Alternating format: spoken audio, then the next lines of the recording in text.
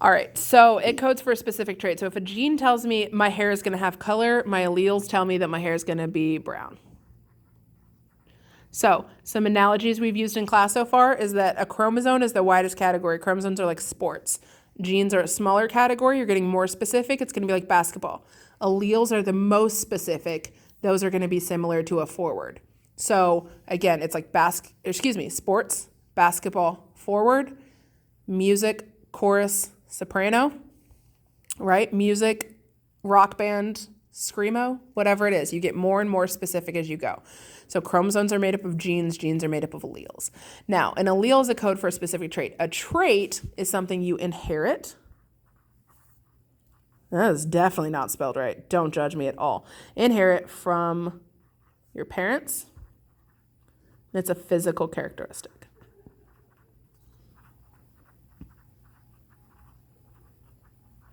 Okay, physical characteristics. So a trait is my brown hair, my blue eyes. An acquired trait is my fantastic personality, but I didn't inherit that from my mother. Okay, so alleles are represented as letters. We either have a capital letter or we have a lowercase letter. A capital letter, a dominant allele, is one that will always show up. Always show up. If Hannah Toro is in my classroom, you are gonna know it, okay? She will mask anything else in there. You may get an Eduardo with her, so they're both gonna be heard, but she is not gonna be quieter than this recessive. So it's always gonna show up. You are always gonna know it's there, okay? Recessive is a lowercase. That letter indicates that it will only show up. You can carry this. You can carry this without anybody knowing. You can carry it, or it will only show up if it's with another recessive. Okay, so the only way we're going to see recessive is a homozygous recessive when you have two lowercase. Okay, a heterozygous, different.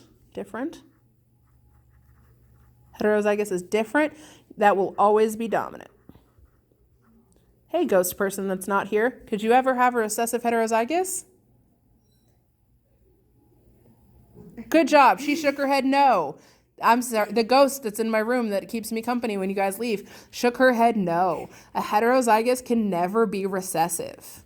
There are different letters. If there's a capital there, you're only going to hear the capital.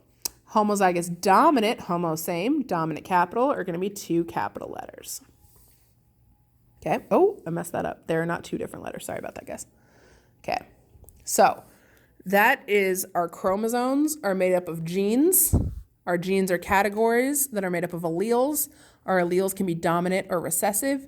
We have three categories of heterozygous, homozygous recessive, and homozygous dominant.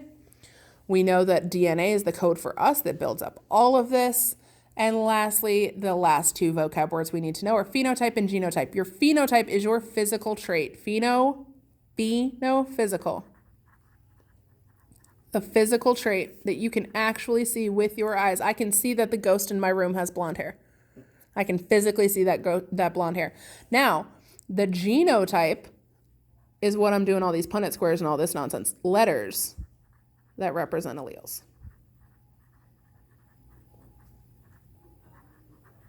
Okay?